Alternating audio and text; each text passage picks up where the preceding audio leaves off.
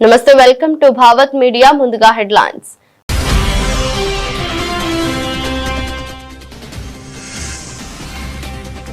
భారత్ కు చేరుకున్న యుఏఈ అధ్యక్షుడు షేక్ మహమ్మద్. విమానాశ్రయానికి వెళ్లి స్వయంగా స్వాగతించిన ప్రధాని మోదీ.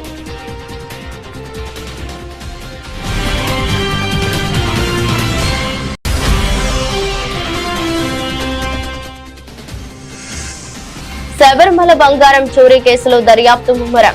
కేరళ, కర్ణాటక, తమిళనాడు రాష్ట్రాల్లో ఈడీ సోదాలు.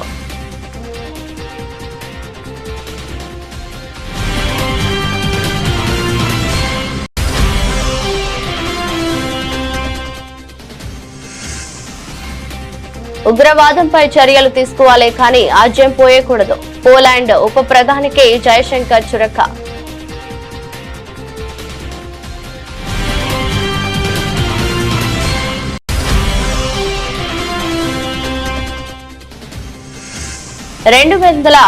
ఏళ్ల తర్వాత పూర్తి స్థాయిలో కేరళ కుంభమేళా ధర్మ ధ్వజాన్ని ఆవిష్కరించి ప్రారంభించిన గవర్నర్.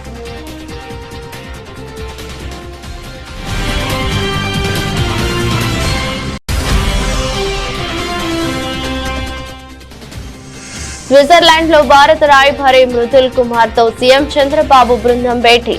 ఏపీకి స్విస్ పెట్టుబడులను ఆకర్షించడంపై ప్రధానంగా చర్చ.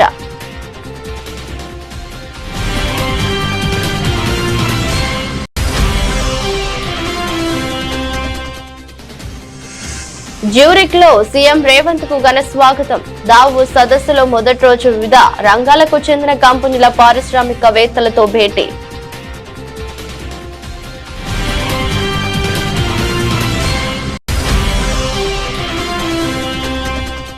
హామీలిచ్చి తప్పడమే చంద్రబాబుకున్న క్రెడిబిలిటీ. ఎవరికి క్రెడిబిలిటీ ఏంటో ప్రజలకు తెలుసు. చంద్రబాబుపై ఆగ్రహం వ్యక్తం చేసిన మాజీ మంత్రి కురసాల కన్నబాబు.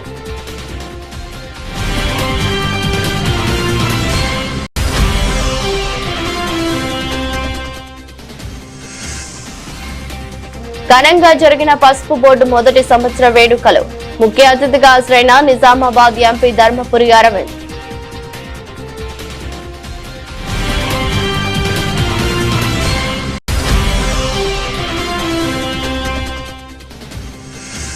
కూటమి పాలనలో దళితుల ప్రాణాలకు రక్షణ లేదు. రాష్ట్రంలో శాంతి భద్రతలు పూర్తిగా అదుపు తప్పాయని స్పష్టం చేసిన వైఎస్ఆర్సీపీ నాయకులు.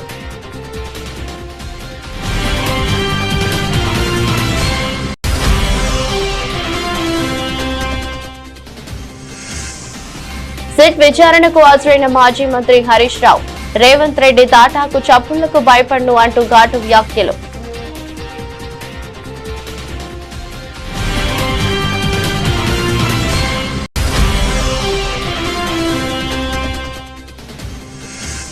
వీధి కుక్కలను చంపేయడంపై తీవ్ర ఆగ్రహం వ్యక్తం చేసిన రేణు దేశాయ్. ఒక కుక్క కరిస్తే 100 కుక్కలను దాక్షిణంగా చంపేస్తున్నారని మండిపాటు.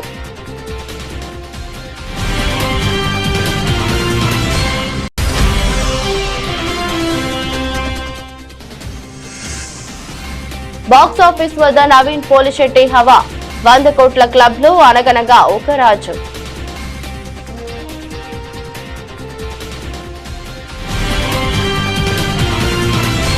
భారత పర్యటనకు వచ్చిన యుఏఈ అధ్యక్షుడు షేక్ మహమ్మద్ బిన్ జాయద్ అల్ సహన్యకు ప్రధాని నరేంద్ర మోదీ ఘన స్వాగతం పలికారు. అనంతరం ఇద్దరు నేతలు ఒకే కారులో ప్రయాణించడం వారి మధ్య ఉన్న బలమైన స్నేహ బంధానికి నిదర్శనంగా నిలిచింది. ఈ సందర్భంగా లోక్ కళ్యాణ మార్గ్ లోని తన నివాసంలో యుఏఈ అధ్యక్షుడికి, ఆయన కుటుంబ సభ్యులకు ప్రధాని మోదీ భారతీయ సంస్కృతి నైపుణ్యానికి ప్రతీకగా నిలిచే ప్రత్యేక కానుకలను అందజేశారు. గుజరాతీ కుటుంబాల్లో తరతరాలుగా బంధాలకు క్రేదంగా ఉండే చేతితో చెక్కిన అందమైన చెక్క ఉయ్యాల జూలాను బహుకరించారు. ఏఈ 2026ను కుటుంబ సంవత్సరంగా ప్రకటించిన నేపథ్యంలో ఈ కానుకకు మరింత ప్రాధాన్యం ఏర్పడింది. దీంతో పాటు కాశ్మీర్ కు చెందిన సుప్రసిద్ధ పష్మీనా శాలువను తెలంగాణలో తయారైన వెండి పెట్టెలో పెట్టి అందజేశారు. ఇరు దేశాల మధ్య వాణిజ్యం, పెట్టుబడులు, ఇంధన రంగాల్లో బలమైన సంబంధాలు ఉన్నాయి. ఈ పర్యటన ద్వారా వ్యూహాత్మక భాగస్వామ్యాన్ని మరింత ముందుకు తీసుకెళ్లడంతో పాటు ప్రాంతీయ, అంతర్జాతీయ అంశాలపై చర్చించనున్నారు. గత దశాబ్ద కాలంలో యుఏఈ అధ్యక్షుడు భారత్ లో పర్యటించడం ఇది 5వ సారి కావడం గమనార్హం. 6 దేశాల మధ్య కుదిరిన ఒప్పందాలపై విదేశాంగ కార్యదర్శి విక్రమ్ మిశ్రా మీడియాతో మాట్లాడారు. The UAE has always been a premier energy partner for India, and therefore building on this comprehensive energy partnership, a long-term agreement for the supply of 0.5 million metric tons of LNG per annum was concluded during the visit. The UAE is now the second largest supplier of LNG to India. In addition, an MOU on food safety and technical requirements was also signed, which will provide for sanitary and quality parameters to facilitate trade, exchange, promotion of cooperation in the food sector, and encourage food products and other agricultural product exports from India to the UAE. It will benefit the farmers of India and contribute to food security in the UAE. Sabarimala ఆలయం బంగారం చోరీ కేసులో ED నేడు కేరళ, కర్ణాటక, తమిళనాడు రాష్ట్రాల్లో సోదాలు చేపట్టింది. మొత్తం 21 చోట్ల సోదాలను ప్రారంభించింది. ఈ కేసులో ప్రధాన నిందితుడిగా ఉన్న ఉన్నికృష్ణన్ దేవస్వం బోర్డు మాజీ అధ్యక్షుడు ఏ పద్మకుమార్ కు సంబంధించిన పలు ప్రాంతాల్లో ఈడీ అధికారులు సోదాలు చేపట్టారు. నిధులను మళ్లించిన తీరు, లబ్ధారులు ఎవరూ తేల్చే దిశగా ఆధారాలు సేకరించేందుకు ఈడీ ప్రయత్నిస్తోంది. మరోవైపు ఈ కేసుపై హైకోర్టు ఆదేశాలతో రంగంలోకి దిగిన ప్రత్యేక దర్యాప్తు బృందం కూడా విచారణను ముమ్మరం చేస్తుంది. శబరిమల ఆలయ సన్నిధానంలోని బంగారు తాపడాల నాణ్యతను పరీక్షించేందుకు త్వరలో శాంపిల్స్ ను సేకరించనుంది. శబరిమల ఆలయ తాపడాల పునరుద్ధరణలో అక్రమాలు జరిగాయన్న ఆరోపణలతో కేరళ పోలీసులు ఎఫ్ఐఆర్ దాఖలు చేసిన విషయం తెలిసిందే. దీని ఆధారంగా ఈడీ కూడా PMLA చట్టం కింద కేసు నమోదు చేసుకుని దర్యాప్తును చేపట్టింది. బంగారం చోరీకి సంబంధించి దేవిస్వం బోర్డు అధికారులు, మధ్యవర్తులు, జ్యువెలర్స్ కలిసి భారీ కుట్రకు తెరలేపినట్టు పోలీసులు ప్రాథమిక అంచనాకు వచ్చారు. భారత్తో స్నేహ సంబంధాలు కోరుకునే దేశాలు ఉగ్రవాదంపై మూతకు వైఖరిని విడనాడాలని భారత విదేశాంగ మంత్రి జయశంకర్ స్పష్టం చేశారు. పోలాండ్ ఉప ప్రధాని విదేశాంగ మంత్రి రాడోస్లావ్ సికోర్స్మిక్స్ తో జరిగిన సమావేశంలో ఆయన కీలక వ్యాఖ్యలు చేశారు. గత ఏడాది పాకిస్తాన్ పర్యటన సందర్భంగా రాడోస్లావ్ జమ్మూ కాశ్మీర్ పై స్పందిస్తూ కాశ్మీర్ సమస్యను సామరస్యంగా పరిష్కరించాలని పాక్ నేతలతో కలిసి ఉమ్మడి ప్రకటన విడుదల చేశారు. ఈ నేపథ్యంలో జయశంకర్ స్పందిస్తూ ఉగ్రవాదాన్ని భారత్ ఎప్పటికీ వ్యతిరేకిస్తూనే ఉంటుందని, కాబట్టి తమ దేశంతో స్నేహం కోరుకునే వారు ఉగ్రవాదంపై మెతక వైఖరిని ప్రదర్శించవద్దని కోరారు. సరిహద్దు ఉగ్రవాదానికి ఎవరు ఆజ్యం పోయకూడదని జయశంకర్ హితవు పలికారు. In recent past, both in New York last September and in Paris this January, I have candidly shared our views on the Ukraine conflict and its implications. While doing so, I have also repeatedly underlined that the selective targeting of India is both unfair and unjustified. I do so again today. Deputy Prime Minister, you are no stranger to our region and are more than familiar with the long-standing challenges of cross-border terrorism. I hope at this meeting to discuss some of your recent travels to the region. Poland should display zero tolerance for terrorism and not help fuel the terrorist infrastructure in our neighborhood. Once again, a warm welcome. I completely agree with you on the need to counter transnational, trans-border terrorism. Poland, as you may have heard, has been a victim of both arsons and attempted. కేరళలోని తిరువనావాయిలో నీల నది తీరంలో కేరళ కుంభమేళాగా పిలిచే మాఘ మహోత్సవం ప్రారంభమైంది. ఈ మహోత్సవాన్ని రాష్ట్ర governor Rajendra Vishwanath Arlekar ధర్మధ్వజాన్ని ఆవిష్కరించి ప్రారంభించారు. ఈ సందర్భంగా గవర్నర్ సనాతన సంప్రదాయాన్ని, హిందూ ఆచారాలను ప్రశంసించారు. సనాతన సంప్రదాయాన్ని పాటించడం అంటే మరెవరికో వ్యతిరేకం కాదని ఆయన అన్నారు. భారతదేశం అందరినీ తనలో కలుపుకొని ముందుకు సాగుతుందన్నారు. నీల నదిని భారత పూజ నదిగా కూడా అంటారు. ఆధ్యాత్మిక సాంస్కృతిక కార్యక్రమాల సమ్మేళనంగా ఈ ఉత్సవాన్ని నిర్వహిస్తారు. ఈ మాఘ మహోత్సవాన్ని సుమారు 270 సంవత్సరాల తర్వాత పూర్తి స్థాయిలో నిర్వహిస్తున్నట్లు, చివరి పూర్తిస్థాయి మహామాఘ మహోత్సవం 1755లో జరిగిందని రికార్డులు వెల్లడిస్తున్నాయి.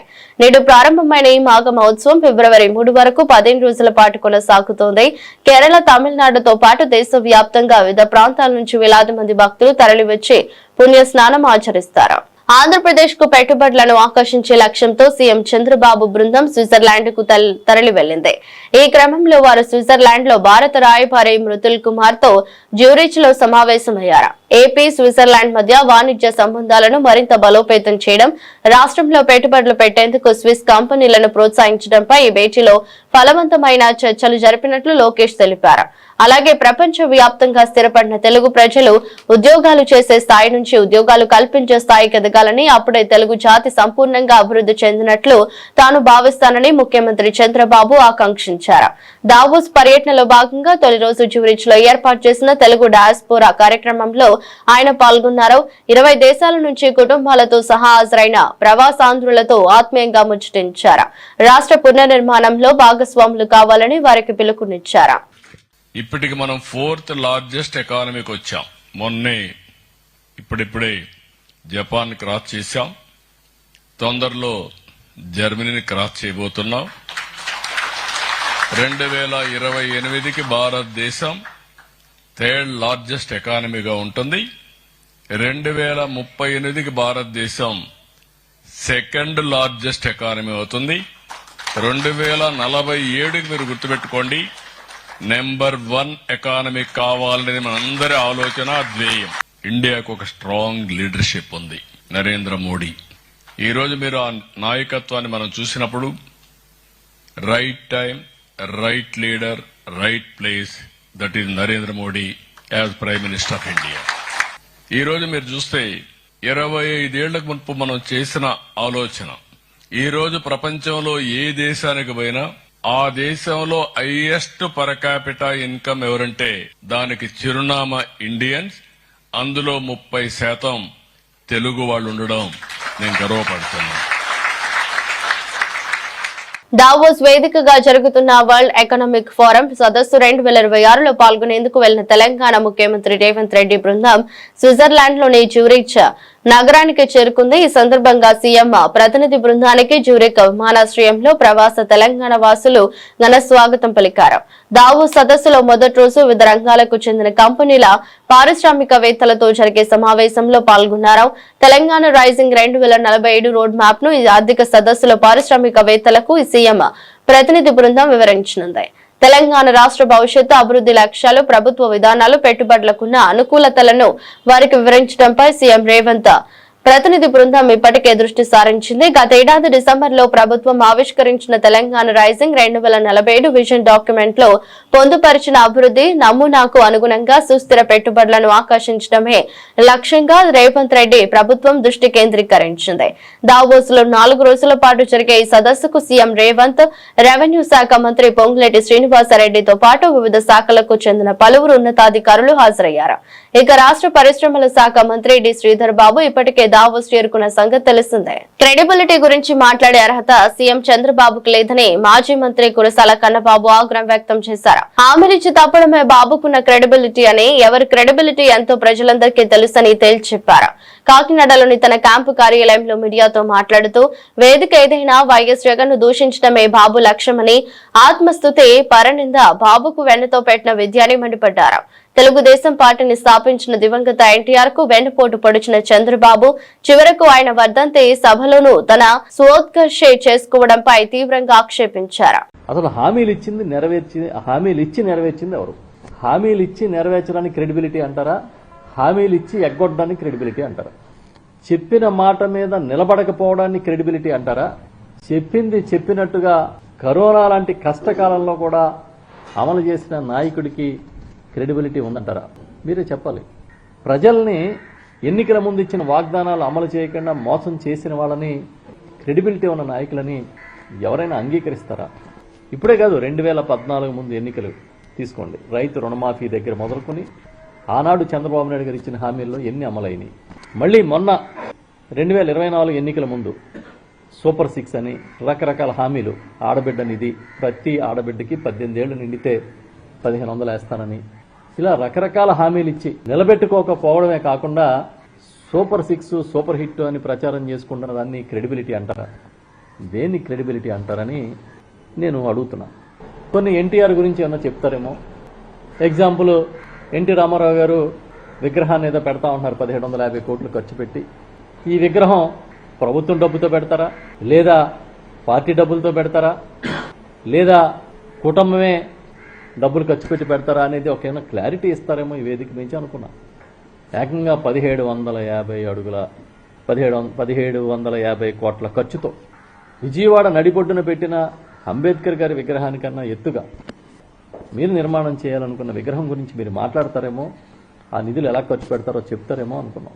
ఎందుకంటే జగన్మోహన్ రెడ్డి గారు 500 కోట్లతో ఒక్కొక్క కాలేజీ పెడితే, మెడికల్ కాలేజీ, వాటన్నిటినీ కూడా అవసరం లేదు, నిధులు లేవు అని చెప్పి ప్రైవేటు వాళ్ళకి అప్పగిస్తూ, ప్రైవేటు వాళ్ళకి అప్పగించడమే క్రెడిబిలిటీ అని మీరు అనుకుంటూ, ఇవాళ అప్పుల ఆంధ్రప్రదేశ్గా మార్చిన ఈ రాష్ట్రంలో అప్పులు చేసి పెద్ద పెద్ద వందల వేల కోట్లతో విగ్రహాలు పెట్టడానికి. నిజామాబాద్ జిల్లాలో పసుపు బోర్డు మొదటి సంవత్సర వేడుకలు ఘనంగా జరిగాయి. ఈ కార్యక్రమానికి ముఖ్య అతిథిగా నిజామాబాద్ ఎంపీ ధర్మపురి అరవింద్ హాజరయ్యారు. అనంతరం జిల్లా కలెక్టర్ ఇలా త్రిపాఠితో కలిసి పసుపు రైతులతో ముచ్చటించారు. కార్యక్రమంలో పసుపు రైతులు, సంబంధిత శాఖ అధికారులు పాల్గొన్నారు. తదనంతరం ఎంపీ అరవింద్ రైతులను ఉద్దేశించి ప్రసంగించారు. గౌరవనీయులైన ఎంపీ అరవింద్ గారి మాటల సందేశాన్ని వినుకుందాం.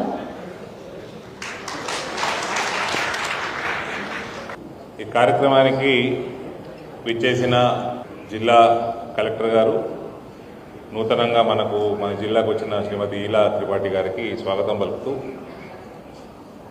పసుపు బోర్డు సెక్రటరీ గారు, ఐఏఎస్ ఆఫీసర్ భవానీశ్రీ గారు, మన ఇందూరు జిల్లా ముద్దుబిడ్డ, జాతీయ పసుపు బోర్డు మొట్టమొదటి చైర్మన్ పల్ల గంగారెడ్డి గారు, Telangana state farmer welfare commission member సోదరులు గడువు గంగాధర్ గారు, మరియు agriculture market committee Nizamabad chairman ఉప గంగారెడ్డి గారు, ఈ కార్యక్రమానికి విచ్చేసిన రైతు సోదరులందరికీ, ట్రేడర్స్కి, మీడియా మిత్రులందరికీ కూడా, ఆఫీసర్స్కి నమస్కారాలు తెలియజేస్తూ,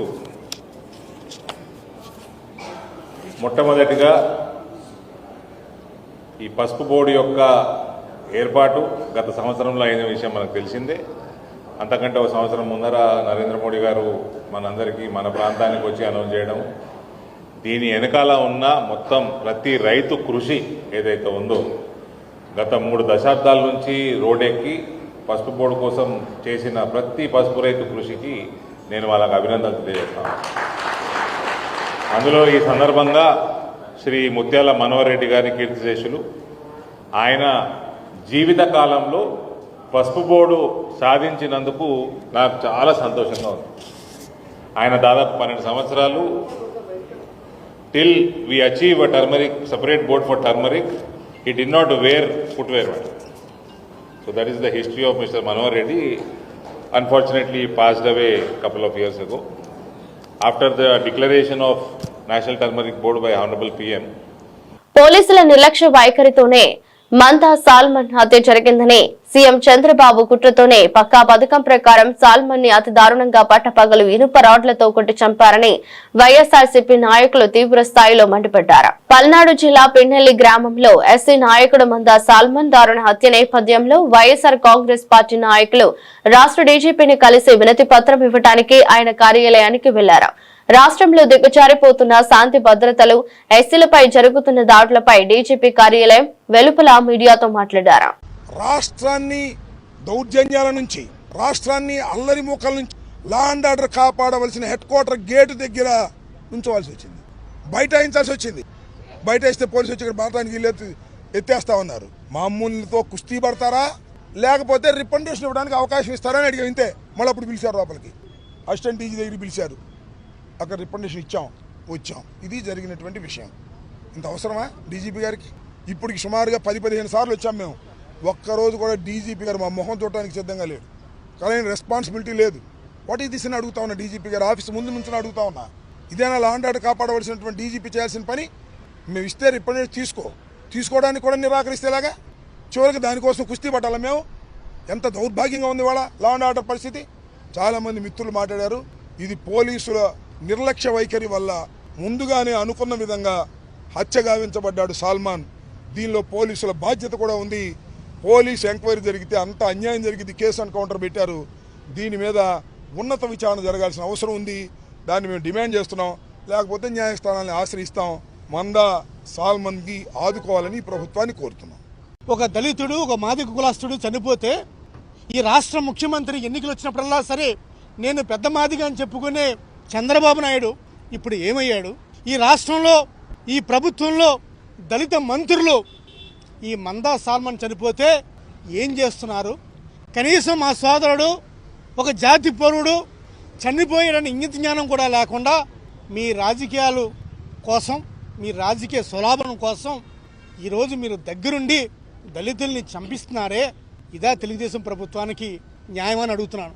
ఒకప్పుడు వైఎస్ఆర్ కాంగ్రెస్ ప్రభుత్వంలో దళితులంటే ఆత్మగౌరవంతో, ఆత్మవిశ్వాసంతో బతికిన దళితులు ఇప్పుడు ఏ విధంగా బతుకుతున్నారు, ఏ విధంగా భయంగా బిక్కు బతుకుతున్నారు, ఏ విధంగా అరెస్టులు అవుతున్నారు, ఏ విధంగా హత్యలు గావిస్తున్నారు అనేది ఈ 18 నెలల కాలంలో చూసాం. ఇప్పటికైనా సరే ఇటువంటి రాజకీయ ప్రేరేపణ గల హత్యలు, ప్రభుత్వ హత్యలు ఇవన్నీ ఆపకపోతే దళితుల నుంచి ఈ ప్రభుత్వం మీద తీవ్ర ఆగ్రహం ఇప్పటికే స్టార్ట్ అయింది. తప్పకుండా మీ ప్రభుత్వ పతనం ఖాయమని చెప్పి తెలుసు. ఇప్పటికైనా సరే మందా సాల్మన్ కుటుంబానికి ఏదైతే మా పార్టీ డిమాండ్ చేస్తుందో తక్షణం కూడా ₹1 కోటి నగదు, 5 ఎకరాల పొలము, వాళ్ళ ఇంట్లో ఒక ప్రభుత్వ ఉద్యోగం ఇప్పించే బాధ్యత ప్రభుత్వం ఇచ్చి తన చిత్తశుద్ధి నిరూపించుకోవాల్సిన అవసరం ఉంది. అంతే తప్ప దళితుల్ని కేవలం ఓట్ల బ్యాంకుగా, కేవలం దళితుల్ని ఓట్ల కోసం దండించుకునే విధంగా మీ రాజకీయ పాలన చేస్తే ఇటువంటి ఎంతో కాలం సాగమని తెలియజేస్తున్నాం. ఎటువంటి ఆటవిక రాజ్యాంగం, ఎటువంటి ఆటవిక పరిపాలన నడుస్తుంది దళితుల మీద, దళిత ప్రజల మీద? ఈరోజు ఒక దళిత మనిషి చనిపోతే మరి ఈ రాష్ట్రం కోసం, ఈ రాష్ట్రంలో తెలుగుదేశం పార్టీ వాళ్ళు ఉండి, దళితుల నాయకులు ఉండి ఏమాత్రం కూడా కిక్కురు మనకుండా ఈరోజు ఇంత కాముగా ఉన్నారో మీకు సిగ్గుందని అడుగుతున్నాను. ఏది ఏమైనప్పటికీ కూడా సాల్మన్ కుటుంబానికి న్యాయం జరిగే వరకు వైఎస్ఆర్ కాంగ్రెస్ పార్టీ అండగా ఉంటుంది. ఎందుకంటే ఈ పార్టీ పుట్టుక, ఈ పార్టీ పునాదులు, ఈ పార్టీ అంతా కూడా దళితుల మీద ఆధారపడింది. తప్పకుండా దళితుల మనుగడ కోసం, దళితుల బాగోసుల కోసం ఈ పార్టీ ఉంటుందని చెప్పి తెలియజేస్తూ నమస్కారం తెలియజేస్తున్నాను. ఫోన్ ట్యాపింగ్ కేసులో సిట్ విచారణ కోసం జూబ్లీహిల్స్ ఏసీపీ కార్యాలయానికి మాజీ మంత్రి హరీష్ రావు చేరుకున్నారు. అయితే అంతకుముందు మీడియాతో మాట్లాడిన హరీష్ రావు సీఎం రేవంత్ రెడ్డిపై ఘాటు వ్యాఖ్యలు చేశారు. సీఎం రేవంత్ రెడ్డి బామ్మర్ది భాగవతం పొద్దున బయట పెడితే సాయంత్రం నోటీసులు ఇచ్చారని విమర్శించారు. సిద్దిపేటలో ఉంటే రాత్రి మా ఇంటి వద్ద సిబ్బందికి నోటీసులు ఇచ్చి వెళ్లారని తెలిపారు. చట్టాన్ని గౌరవించి తాను రాత్రి సిద్దిపేట నుంచి వచ్చి ఇవాళ సిట్ విచారణకు హాజరవుతున్నట్లు పేర్కొన్నారు. రేవంత్ రెడ్డి తాటాకు చప్పులకు భయపడనని స్పష్టం చేశారు.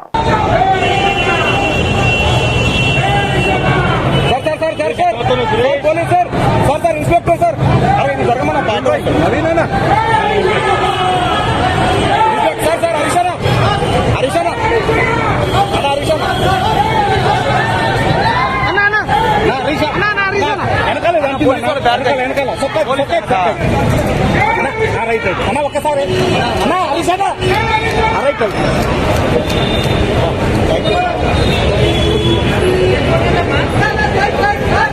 హలో ఫోన్ పక్కకుండా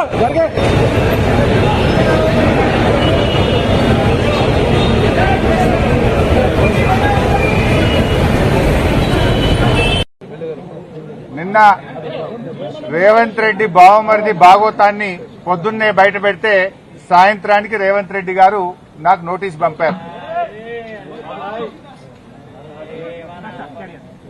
నిన్న నోటీస్ కూడా ఎప్పుడు ఇచ్చారు? నిన్న రాత్రి దాదాపు 9 గంటల సమయంలో మా ఇంటి దగ్గర మా మెయిడ్కు నోటీస్ ఇచ్చి వెళ్లారు.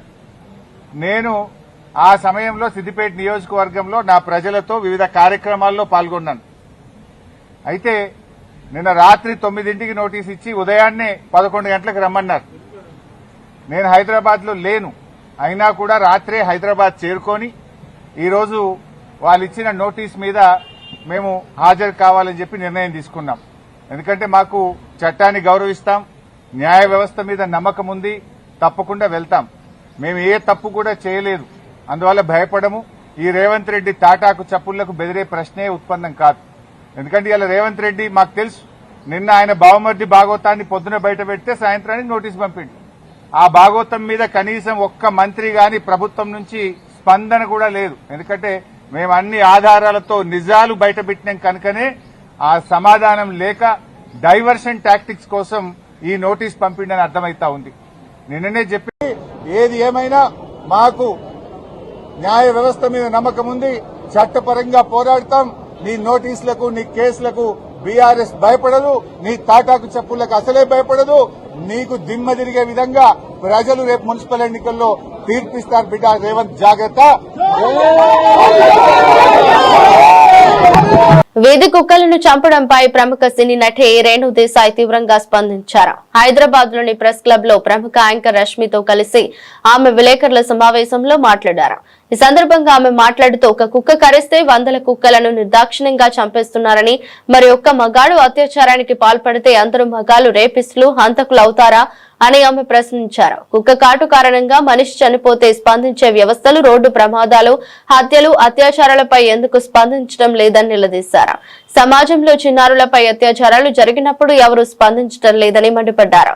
వీధి కుక్కల సంఖ్య పెరగడానికి కారణం మన చుట్టూ ఉన్న అపరిశుభ్ర పరిస్థితులేనని వెల్లడించారు. ప్రభుత్వం వీధి కుక్కలకు ప్రత్యేక షెల్టర్లు, మౌలిక సదుపాయాలు కల్పించాలని విజ్ఞప్తి చేశారు.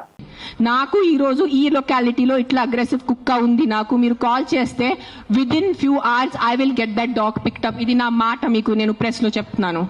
But I have to be informed. నేను దేవుడు కాదు అని ఊహించుకుంటానికి. నాకు మెసేజ్ వస్తే, కాల్ వస్తే I will come, I will send my team personally and pick up the aggressive dog.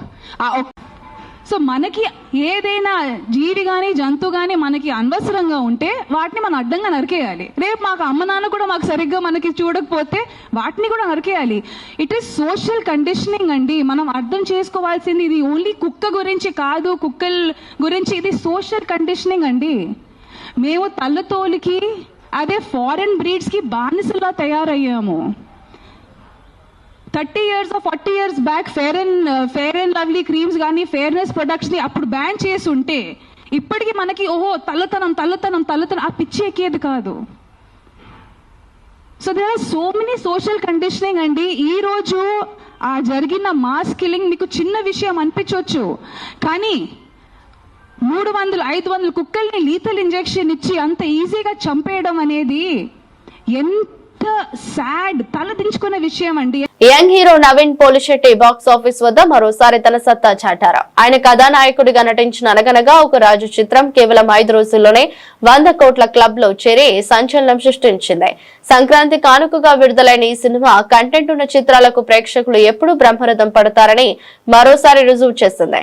Stardom కంటే కథకే ప్రాధాన్యత ఇచ్చే నవీన్ ఈ చిత్రంతో తన మార్కెట్ ను అగ్రస్థాయికి తీసుకెళ్లారు.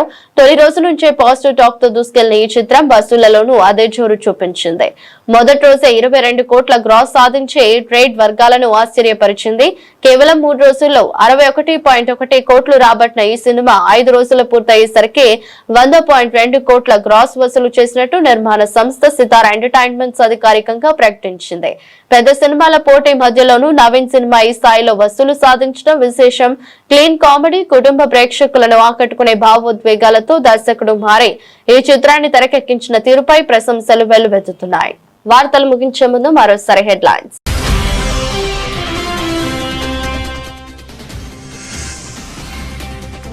భారత్ కు చేరుకున్న యుఏఈ అధ్యక్షుడు షేక్ మహమ్మద్. విమానాశ్రయానికి వెళ్లి స్వయంగా స్వాగతించిన ప్రధాని మోదీ.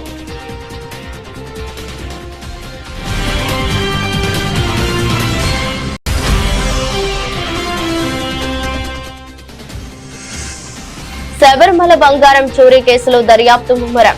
కేరళ, కర్ణాటక, తమిళనాడు రాష్ట్రాల్లో ఈడీ సోదాలు.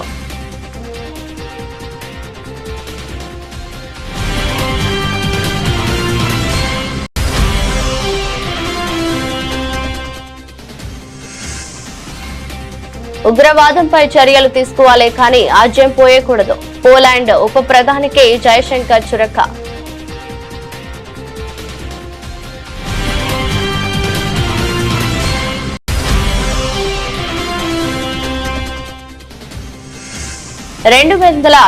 ఏళ్ల తర్వాత పూర్తి స్థాయిలో కేరళ కుంభమేళా ధర్మ ధ్వజాన్ని ఆవిష్కరించి ప్రారంభించిన గవర్నర్.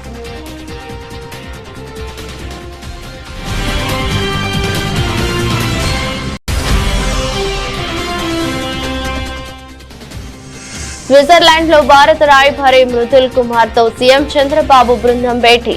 ఏపీకి స్విస్ పెట్టుబడులను ఆకర్షించడంపై ప్రధానంగా చర్చ.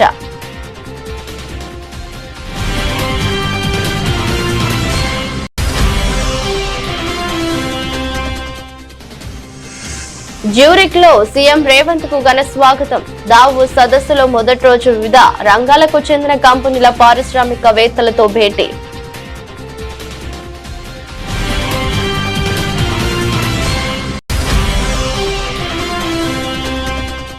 హామీలిచ్చి తప్పడమే చంద్రబాబుకున్న క్రెడిబిలిటీ. ఎవరికి క్రెడిబిలిటీ ఏంటో ప్రజలకు తెలుసు. చంద్రబాబుపై ఆగ్రహం వ్యక్తం చేసిన మాజీ మంత్రి కురసాల కన్నబాబు.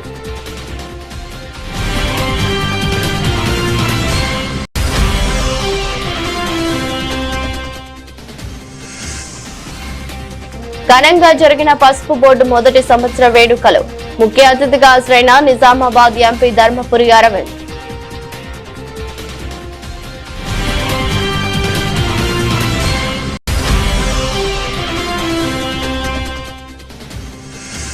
కూటమి పాలనలో దళితుల ప్రాణాలకు రక్షణ లేదు. రాష్ట్రంలో శాంతి భద్రతలు పూర్తిగా అదుపు తప్పాయని స్పష్టం చేసిన వైఎస్ఆర్సీపీ నాయకులు.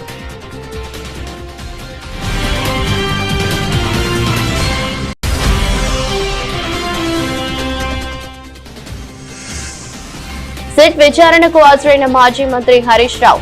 రేవంత్ రెడ్డి తాటాకు చప్పుళ్లకు భయపడను అంటూ ఘాటు వ్యాఖ్యలు.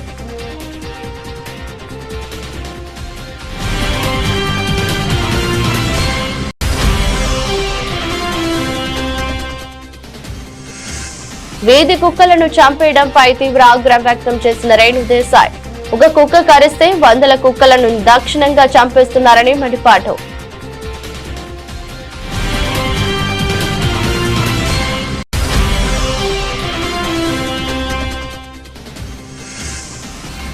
బాక్స్ ఆఫీస్ వద్ద నవీన్ పోలిశెట్టి హవా. 100 కోట్ల క్లబ్ లో అనగనగా ఒక రాజు.